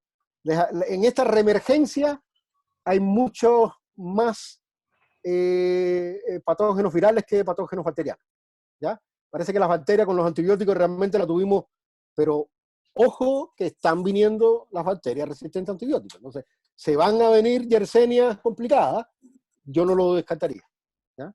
Pero sí, llama la atención Yersinia la cantidad de daño que causó y que hace mucho tiempo no tengamos, digamos. Aunque claramente también tenemos vacunas que puedan ayudar al respecto, digamos. Pero bueno, en general las infecciones virales son, y eso es lo que quiero destacar, digamos, son las que han tenido el protagonismo últimamente. Gracias, Ale. Gracias a ti. Yo por lo que veo acá, Andrea Elizabeth González está pidiendo la mano. Que se desbloquee sola el micrófono. Eso. Hola. Hola. ¿Se escucha? Sí, se escucha. Sí, Excelente seminario, Francisco. A mí me encantó. Considerando el hecho de esta ventana entre la asintomatología y que se puedan contagiar, es si hay algún otro epitelio u otro órgano, además de los pulmones, que puedan contener este receptor donde el virus se pueda replicar y expandir antes de llegar al epitelio pulmonar. Sí, mira, eso es lo que te decía, que este trabajo que realmente, créeme, que lo vi muy tarde ayer, digamos, porque vi que el Álvaro Yaxer, un gran amigo de la Fundación Ciencia y Vida, inmunólogo que también ha estado mucho activo, digamos, en Twitter, replicó, digamos, y es un artículo muy interesante. Al parecer es capaz de tener como blanco también células inmunes. Eso sería bien complicado. Que de alguna forma tenga la capacidad de poder infectar células inmunes es complicado. Ahora, eso por eso no lo quise traer, porque todavía... Ahora, claramente AC2 se expresa en otros epitelios, no solamente pulmonar. Entonces, tengamos en cuenta eso. Pero más no podría decirte, más no podría decirte pero posiblemente claramente haya otro blanco que no sea los epitelios pulmonares para que el virus de alguna forma cree una población viral que le permita dar cuenta de estos estados asintomáticos mientras está replicándose. Ya, sí, porque yo de lo último que estaba leyendo es que desde Estados Unidos están investigando que hay mucho paciente recuperado con daño cardiovascular, con daño al corazón. Sí, claro. Entonces, quizás el inicio de todo esto podría ser el corazón. Francisco. Sí, no sabría decir. Sí, dime, Nicolás. Hay trabajos que ya han demostrado que hay receptor a nivel del corazón, pero no es, claro, no parte de ahí, sino que... no creo que parta, pues ya, perfecto. Por eso yo no creo que no creo que parta en corazón, pero claramente puede ser un blanco de infección. Muchas gracias, Andrea. Gracias a ti. Bruno, don Bruno Grossi. Hola. Oh, pero si tenemos Hola, a, po. tenemos a Oye, que te veis influencer guapo. acá en el seminario. Sí, hoy te veis guapo con la barba. ¿Ah? ¿Viste? Una barba darwiniana. Te pasaste. Hay un actor, después te lo mando, te parece, te queda muy bien. Oye, una pregunta que puedo haber ido al baño cuando la dijiste, porque creo que estabas hablando de eso. Si yo tengo un virus desconocido, puedo determinar si el ser humano es un posible blanco, porque no están enfermando gente, ¿no es cierto? La ética lo prohíbe. Pero ¿cómo se sabe experimentalmente cuando ese virus puede Sí, infectar al claro, mira, hombre? en el caso de los, Además de los sí, receptores, dame un sí, poco. en el caso de los, claro, en el caso de los científicos, bueno, tanto del grupo de Shen Li, digamos, que no hablé de ella casi, digamos, de una de las virólogas de Wuhan que más ha contribuido, digamos, en esto, digamos, y el grupo de Ralph Baric. Ellos lo que hacen es, toman células HeLa y expresan los receptores. Incluso puedes expresar las diferentes variantes de receptores, el receptor humano, el receptor de ratón, el receptor de ferret, el que quieras, digamos, el de gato, y entonces hacen las infecciones porque lo que hacen es reconstruyen el virus entiende que es un virus de RNA, entonces lo que hacen es reconstruir el virus en base a DNA, crean un vector viral, digamos, e infectan entonces células HeLa que expresen específicamente este receptor. Las células HeLa normalmente no expresan los receptores AC2 ni los demás receptores. Entonces, básicamente lo que hacen esta gente es que tienen un pool de células HeLa, ¿cierto? Expresando diferentes receptores que son los receptores más habituales que utilizan los virus para ingresar, digamos, a las Perfecto, células epiteliales, digamos, y entonces lo que hacen es ver y eso les permite ver cuál es el potencial de los virus que están circulando en la naturaleza, que tienen el potencial de causar un daño, al menos en células HeLa, digamos, ¿ya? Hacen como un pool hacen como un pool de cerraduras, Exactamente. y después ven dónde entra. Perfecto, lo entendí. Muchas gracias, te felicito. Gracias, Bruno. Seguimos entonces con Amelia Cox. Desbloquee su propio... Hola. Hola, profesor. Hola, Amelia, ¿cómo estás? Quería primero, obviamente, unirme a las felicitaciones. Siempre es bien inspirador escucharlo para una como estudiante. Pensando un poco en esto de que usted habla de anticiparnos, considerando que ya había un artículo que nos hablaba de una posible como resurgimiento del SARS, si usted cree o sabe, yo no lo sé, si es que es posible hacer modelamientos de recombinaciones entonces de un pool de estas cuasi especies para quizás anticiparnos a lo que vendría como modelos digitales. No lo sé y sí, quizás usted lo sabe. Sí, me imagino que en eso andan todos. Sí, sí, claro que sí. Ahora, yo insisto, la naturaleza hace mejor trabajo que uno en el laboratorio, ¿ya? Créanme que la naturaleza está creando estos pool o estos quasi pool de poblaciones virales, digamos, para ver cuáles va a seleccionar. Bueno, algo que no hablé en el seminario, que es algo que es muy interesante, digamos, no sé si María Rosa está por ahí, digamos, es que ahora algo que es muy interesante es la inmunología de los animales. ¿Por qué algunos animales son capaces precisamente de tolerar, por decirlo de alguna forma, estos virus y tener una carga viral tan alta? Bueno, algo se sabe, parece, de los murciélagos que permiten, una de las cosas que se sabe es que precisamente permiten eso, digamos, permiten soportar una carga viral tan alta. Eso también es importante, no solamente es importante la inmunología humana, para cómo nos protegemos, sino también la inmunología de los animales que estén en vida silvestre, porque eso va a ser esencial para la capacidad que tengan estos para ser reservorios o vectores de enfermedades infecciosas. Muchas gracias. Francisco, ¿puedo agregar algo? Perdona que interrumpa. Pero sí, Rosalba, claro, pero por supuesto. Para completar la idea y contestar lo que dice Amelia.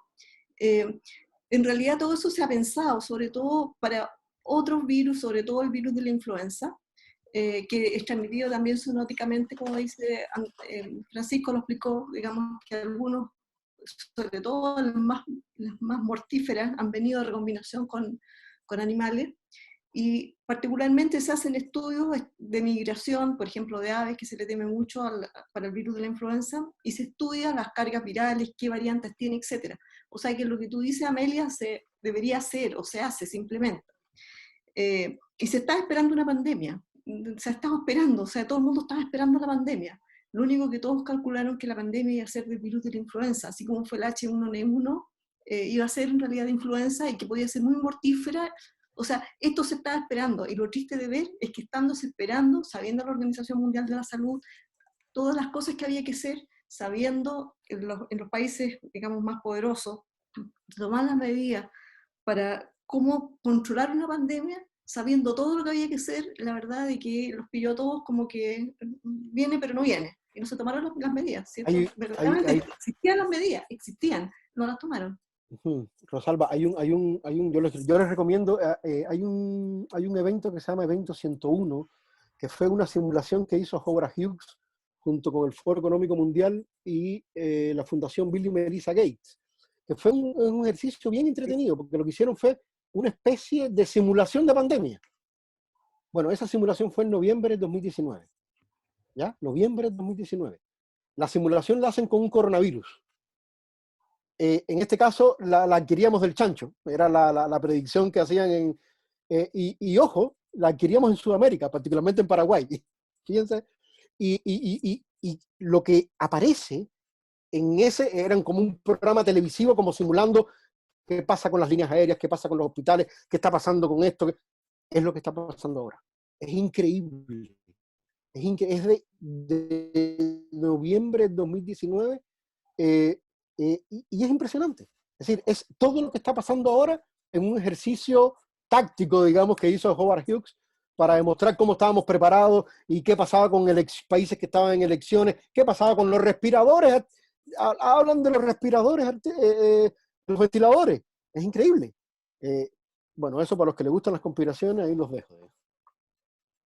Aquí, según esto, gracias Rosalba. Sí, Katia Soto. Hola Katia. Hola Francisco. Muchas gracias por tu... ¿Me escuchas? Sí, perfecto. Bacán. Gracias por tu seminario. Dejé el link al evento 201 ahí en el chat. Es realmente muy bacán ese seminario, muy, muy bueno. Oye, Francisco, mis preguntas iban, tengo 3 acá. Me conecté tarde, no sé si hablaste de esto porque se había copado los 300. Primero, estamos hablando mucho respecto de los efectos que está provocando este coronavirus en temas cardíacos, respiratorios, que destruye tejido, etc. ¿Qué información quizás sí existía en términos epidemiológicos de otros virus respiratorios, pero que no la estábamos viendo? ¿Qué información nos perdimos de otros brotes respiratorios, de efectos, de secuelas que finalmente va dejando este tipo de virus en la población y que a lo mejor fueron casos clínicos, pequeños reportes clínicos, pero que en realidad sí eran más masivos y lo que pasa es que no lo estábamos considerando? La segunda pregunta es, teníamos justo reunión hoy en la mañana con el Juan Ugalde y la Derli que está con Juan Carlos en Ecuador, en Guayaquil trabajando con COVID. ¿Qué parámetros debería uno empezar a seleccionar ahora para ver qué genoma secuencial, qué aislado, en qué tipo de pacientes nos deberíamos concentrar? Y la última pregunta es, y a lo mejor va a sonar medio macabro, pero pucha, somos científicas y científicos. ¿Qué información deberíamos preocuparnos de tomar de las personas que están falleciendo ahora para prepararnos y para tener ese conocimiento y que no se pierda? Y está todo el tema ético de info que a lo mejor no se puede tomar, de cómo se están tratando los cadáveres, pero ¿qué información deberíamos sí o sí intentar recoger de las personas que están falleciendo por COVID-19 en este momento? Sí, bueno, son muchas preguntas. Perdón. Ya, no, está bien. Voy a empezar con la última, fíjate.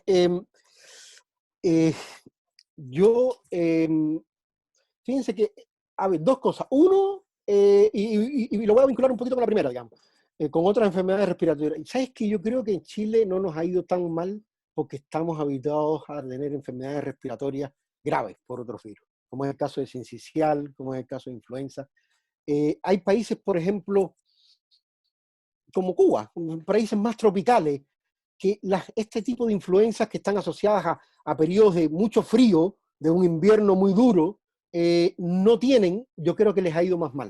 Es decir, países que de alguna forma tienen una infraestructura con la cual siempre han lidiado con enfermedades respiratorias, yo creo que les ha ido mucho mejor. Ahora, la pregunta 3, yo lo que creo que hay que hacer es seguir lo que están haciendo los países asiáticos, sobre todo Corea del Sur y Hong Kong. Si son países que tienen, es decir, gracias al nivel de exactitud que tienen y de transparencia que tienen en sus datos, pueden sacar conclusiones y pueden, es decir, por ejemplo, son los únicos que están hablando ahora del tema de la reincidencia. Es decir, ¿qué pasa? ¿Nos estamos reinfectando o somos o tenemos una reactivación del virus. Bueno, casi es muy seguro que lo que estamos teniendo es una reactivación, porque reincidencia es muy difícil. De hecho, hay un trabajo que no mencioné acá, en primates, que casi asegura de que es muy probable que los anticuerpos que levantemos contra este nos protejan, al menos un tiempo, digamos, si no sabemos cuánto tiempo será. Pero sí se están dando casos de pacientes que se les da el alta porque dan negativo y después vuelven a dar positivo. Y al parecer eso no es que se reinfectaron, sino es que de alguna forma, no sabemos cómo, el virus en algún momento disminuye su carga viral, a menos de estas 3.000, ¿cierto?, que son capaces que podemos detectar por PCR, y de alguna forma se puede reactivar después por condiciones del sistema inmunológico que se la permitan, digamos. Entonces, el caso de lo que está haciendo Corea con los pacientes tanto infectados, con los pacientes diagnosticados, es realmente admirable, digamos, porque ellos estaban preparados. Es decir, por eso yo digo, tratemos de seguir los países que ya tuvieron SARS y MERS. Ellos, lejos, eran los que mejor estaban preparados para lidiar con esta enfermedad. Eran los que tenían idea del tema de los kits diagnósticos, cuándo poderlos usar, cuándo poderlos... Es decir, tenían todo el tema del distanciamiento social, de las mascaras, del uso de mascarillas, etc. Yo creo que ellos son un ejemplo a seguir para poder hacer mejor las cosas, digamos. Y la segunda pregunta se me pasó, Katia. Sí, podemos...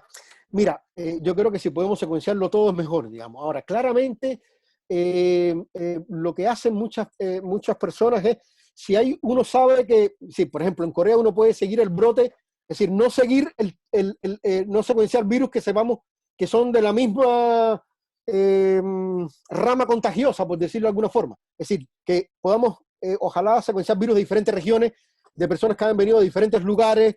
Es decir, tratar de secuenciar la mayor cantidad de variabilidad es lo que sería más ideal. Porque lo que sí tenemos que hacer un llamado es que cuando les mostré, ¿cómo se llama esto?, la aplicación de NextStrain, Chile es de los países que menos ha depositado secuencia. Y eso pasó hace 21 tantos días, me dijeron que iba a cambiar, algunos amigos me dijeron, y realmente la situación no ha cambiado. Es decir, Chile no está publicando los virus que está secuenciando. Ahora, sé que están secuenciando, de hecho creo que Macarena Varas está por acá, Miguel Allende y la gente de Mil Genomas está haciendo un trabajo espectacular, digamos. También quería destacarlo eso en el seminario, digamos, es decir, en alguna forma en la facultad estamos haciendo cosas con COVID-19, digamos. Yo creo que eso debemos destacarlo, digamos. Pero yo sería partidario de secuenciar lo más diverso de que la epidemiología diga, digamos, sobre la persona que tiene el virus. Eso, Katia. No sé si respondí las tres. Está perfecto, Francisco, muchísimas gracias y felicitaciones de nuevo, te pasaste. A ti, Katia, nos vemos. Ok, como avisamos antes, es la última pregunta. Doctor Podosis. ¿Tenía una diapo usted, doctor? ¿Me oyen ahí? Mucho de los... Sí. Sí, perfecto. Oye, Francisco, gracias por el entretenido el seminario, lo disfruté cada momento. ¿eh? Muchas gracias a ti. Quería una provocación, un poco, poner en la conversación. Yo he estado en estos días conversando electrónicamente con Nelson Vaz, un amigo brasilero, colega, un profesor de inmunología muy respetado allá, y hemos estado conversando mucho sobre esta cuestión en general del sistema inmune y la enfermedad, más bien sobre la noción de enfermedad, el sistema inmune y estas infecciones virales a propósito de este. Y el doctor Vaz tiene una visión heterodoxa sobre este problema que yo quisiera presentar provocativamente, a ver qué podrían ustedes, tú decir al respecto. Lo que dice Nelson es que, bueno, hay un 30% de personas que tienen una alta carga viral y no hacen ningún síntoma. Los niños no hacen síntomas. Eso a uno lo hace pensar que la enfermedad no es el virus. La enfermedad es la respuesta inmune. La respuesta inmune es lo que mata. La respuesta inmune es lo que enferma, no el virus. Y eso es interesante verlo así porque tú dices, hay gente joven que muere, gente sana que muere. Uno pensaría, ¿es sana esa persona que muere? ¿No debería el esfuerzo de investigación centrarse más bien en los que no se enferman que en los que están enfermos. Porque uno quiere saber por qué se enferma. ¿Cómo es que el otro no? El señor tiene alta carga viral y no le pasa nada. Lo mismo pasa con el SIDA, con el VIH y con muchas otras enfermedades virales. Mira, yo tenía una diapositiva que iba a poner al respecto, pero claro, que eran tantas que no... yo esa diapositiva la pongo en mis clases. ¿Qué cosa es un patógeno? ¿Cómo definimos un patógeno? ¿Cierto? Esa es la pregunta que yo hago en mi clase. Porque lo que nos fuerzan a los microbiólogos es a que hagamos una lista de patógenos buenos y malos, ¿cierto? Y algunos que podemos poner como, bueno, sí, en algunos casos son buenos y otros malos, oportunistas, le llaman algunos, ¿cierto? Eso es un error. Las enfermedades, todas, son una interacción entre un hospedero y un microorganismo. El microorganismo tiene factores de virulencia que se llaman, que le permiten causar un daño en el hospedero. Pero la enfermedad es producto de interacción entre el hospedero y el microorganismo. Y por lo tanto, el daño resultante, que es lo importante, solamente a él contribuye no solo un microorganismo que pueda tener factores de virulencia como una proteasa, como una toxina, sino también la respuesta del sistema inmune. Es decir, el daño también puede ser, en este caso, el sistema esta tormenta de citoquina, bueno, María Rosa sabe mejor que yo, es como tirar balas a todos lados, ¿cierto? Estás tirando balas a todos lados y claramente muchas de las balas le están dando a los pulmones, le están dando a los alvéolos, le están dando, porque estás tirando balas a todos lados. Entonces, eso quiere decir que claramente no todos respondemos igual, digamos. Lo mismo pasa en SIDA, como dices tú, hay personas que solamente son asintomáticas, hay otras personas que desarrollan, hay otras personas que mueren, digamos. Es decir, tenemos que entender que las enfermedades son una interacción entre un organismo, entre un hospedero y un patógeno. Y que claramente el resultado de esa interacción puede ser diverso. Puede ser de que incluso el microorganismo quede reincidente en tu cuerpo y quede, ¿cómo se llama esto? Sin causarte ningún daño. Puede ser que cause sencillamente un leve síntoma. Puede ser que caiga un síntoma mucho más grave y puede causarte la muerte, digamos. Es el mismo virus. Lo único que su interacción con un hospedero, el resultado claramente lo hace diferente. Yo pongo en mi ejemplo, mis clases, cuando pregunto precisamente qué cosa es un patógeno, y debía haberlo puesto hoy acá, porque justo el ejemplo es de una neumonía. Y yo les pongo el ejemplo de un artículo donde demuestran que Saccharomyces cerevisiae es capaz de causar neumonía en un paciente que tiene una inmunodepresión. Entonces, ¿vamos a poner entonces por eso a Saccharomyces cerevisiae en la lista de los patógenos? No, pues si sabemos que es la levadura con la que más hemos lidiado en nuestra historia de la humanidad, digamos, ¿sí? Tanto para hacer panes como para hacer levaduras, digamos. Ahora, ¿puede causar un microorganismo que es beneficioso un daño a otro? Sí, claramente, y eso depende precisamente del sistema inmune. Claro, se necesitan dos para bailar cueca, digamos. Exactamente, se necesitan dos para bailar cueca en una enfermedad. Por lo tanto, ojo con la gente joven que no tiene ninguna de las prescripciones, claramente no tiene diabetes, no tiene problemas cardíacos, y se mueren. Y bueno, la gente dice, ¿pero qué? ¿Qué está pasando? ¿Pero cómo? Bueno, es que capaz que esas personas hicieron una reacción, tienen un sistema inmune tan bueno, ¿cierto? Que reaccionaron y le causaron un daño. Algo que no debería pasar, porque yo estoy de acuerdo contigo, una persona sana debería entonces redefinir a una persona que es capaz de responder adecuadamente a una infección, ¿cierto? Porque responder desmedidamente a una infección no es una persona sana, es un padecimiento también quizás. Y ahí está también todas las enfermedades autoinmunes y la importancia precisamente de muchas de estos procesos inflamatorios. Absolutamente, la enfermedad autoinmune. Lo que dice Nelson, y con esto no digo nada más ya, lo que dice Nelson es que la enfermedad en este caso es la pérdida de flexibilidad del sistema inmune para autocontenerse. Sí, pero que claramente causada por la llegada de un virus, digamos. Claro, el virus gatilla, o deja en evidencia eso. Exactamente. Bueno, gracias, Francisco. Gracias a ti, Juan Poma. Gracias a todos. No veo más manos levantadas, el chat lo estuve mirando, gracias a todos por las felicitaciones. Y los que hicieron comentarios, así que ya que tengo clase en una hora más. Ok, profesor, muchísimas gracias, se pasó, estupendísimo, interesante, gracias a todos. Ya, muchas gracias. Ok, chao, chao. Un saludo a mi hermana y a toda mi familia. Como los futbolistas, bien, bien. Chao, chao. Chao.